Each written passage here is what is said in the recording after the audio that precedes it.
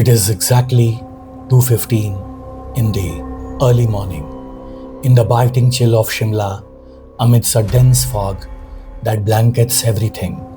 The hostel campus of that old medical college is as silent as a graveyard. Sitting in room number 108, 24-year-old Kabir was preparing for his medical PG entrance exams. Driven by exhausting 24-hour hospital shifts and the looming pressure of the exam, the room was lit by just a single desk lamp. Suddenly, Kabir's gaze falls past the window, onto the fog-shrouded grounds outside. Someone was walking out there. A boy, wearing the exact same hostel apron as Kabir, and he was walking with the same slight limp, dragging his foot just like Kabir. Kabir turned on his flashlight. The moment the beam hit the boy's face, the flashlight slipped from Kabir's hand and crashed to the floor. Standing out there in the mist past the glass window was no one else but Kabir himself, his own form, his own doppelganger, staring back at the window, and his eyes were completely white, hollow, and lifeless. Kabir was a doctor, living in a world of human body, anatomy, and logic. Ghosts and spirits were nothing but a superstition to him. But after that night, the walls of his medical science began to crumble. The next morning, when Kabir woke up, he noticed wet mud footprints printed on the floor right next to his study table. When he looked at his own sandals, they were smeared with the exact same wet mud from the grounds outside. Kabir was stunned because he had not stepped out of his bed the entire night. Just imagine you are sleeping in your room all night, but upon waking up, your body feels a crushing exhaustion, as if you had been working an overnight shift in the emergency ward. Kabir began to feel that someone was becoming his shadow, taking over his own life. Paralyzed by fear, he was unable to sleep for 2 nights. On the 3rd night, he hid a night vision camera inside his bookshelf to see what game was being played inside room number 108 in the dead of night. But what the camera recorded shocked even a doctor like Kabir. The next morning, Kabir started reviewing the camera footage on his laptop. At exactly 2:15 a.m., Kabir was seen fast asleep on his bed. But then the closed window of the room slowly begins to open on its own. Cutting through the fog from outside, that very same doppelganger, Kabir's exact lookalike, steps into the room. He walks over to the Kabir's bed, stares down at him for a few moments with hollow eyes, and then sits down at Kabir's study table. The lookalike picks up Kabir's medical diary, takes a pen, and begins writing something on it. After writing, he vanishes back out the window into the fog. With the trembling hands, Kabir shut his laptop and opened that specific page on his diary. Written there in Kabir's own handwriting was a terrifying line. "Tonight, I am taking this body with me forever." Kabir felt suffocated. He realized that tonight was going to be the absolute night of his life. Will Kabir be able to save himself from his own terrifying shadow, or will that doppelganger erase Kabir's existence forever tonight? I am Sudesh Shukla, and you are watching Rahasyavani, the Unspoken Memories. To see what happens next, subscribe immediately to the channel, where we unveil the secrets that time has kept imprisoned.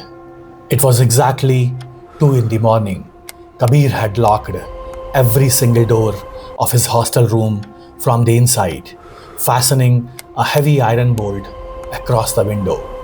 He had decided he would not sleep tonight. A single small desk lamp was lit in the room, its yellow light casting strange, distorted shadows across the wall. Medical books lay open in front of Kabir, but he couldn't process even a single word. Tick, tick, tick. The hands of the clock reached 2:14 a.m. Suddenly, the temperature in the room plummeted so rapidly that Kabir's exhaled breath turning into the visible mist. The desk lamp flickered violently and ultimately died. The entire room plunged into a thick, freezing darkness, and right then, someone tapped on the glass of the closed window from the outside. Kabir turned on his flashlights. On the other side of the glass, standing in the fog, was that face. His white, hollow eyes were staring straight at the Kabir. That heavy iron bolt began to turn slowly all by itself, as if an invisible force was unlocking it from the outside. Kabir wanted to scream, but his throat was completely choked with terror. The bolt clicked open. The window panes flew open with a violent gust, and along with the freezing wind, the lookalike stepped into the room. He began to move towards Kabir's bed, slowly dragging his foot. Kabir backed away until his spine hit the cold wall. The lookalike came right up to Kabir, standing face to face, and then he placed his ice cold hand on Kabir's forehead. An absolute darkness consumed Kabir's vision. Will Kabir ever awaken from the clutches of that darkness, or is that shadow now walking this earth disguised as Kabir? I am Sudesh Shukla. To learn the ultimate truth of this horrifying reality, subscribe immediately to the RahasyaVaani, the Unspoken memories, where every secret hides an untold story. They say that a man's greatest enemy is himself. But what happens when your own reflection stands before you to steal your own very life? Kabir was losing to his own shadow.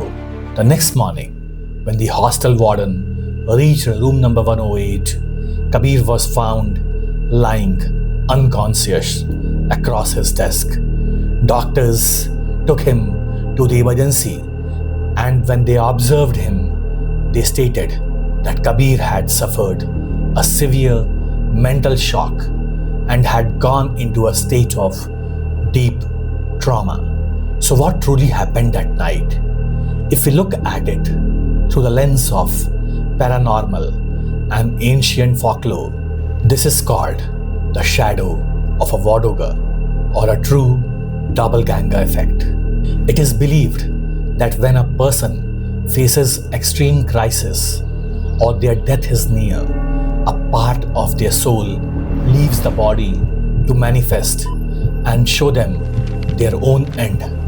What Kabir saw was not a ghost, but his own soul coming to warn him. However, if we believe medical science, this was a highly severe and rare case of somnambulism, sleepwalking, mixed with dissociative identity disorder.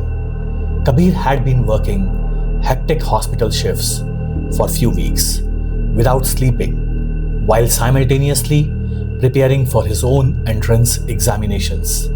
Severe sleep deprivation and immense mental stress pushed his brain into a waking state of hallucinations. In his sleep, he stood up, unlocked the window himself, wrote that line in the diary, and his subconscious projected his own psychological stress as a physical shadow standing before him. sign says that the shadow was not a soul, but a terrifying cry from Kabir's exhausted nervous system. But if this was all just a mental delusion and sleepwalking, how is that the warden found two distinct sets of footprints outside the room in the wet mud, both leading directly towards the window, even though Kabir was completely alone inside the hostel room? That is a secret that remains buried within the pages of Rahasyavani. What do you think?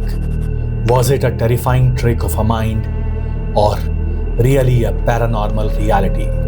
Share your thoughts in the comments. And if you have an untold story of your own, do write to us.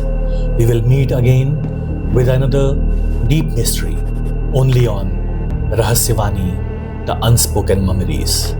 Until then, stay alert, stay awake.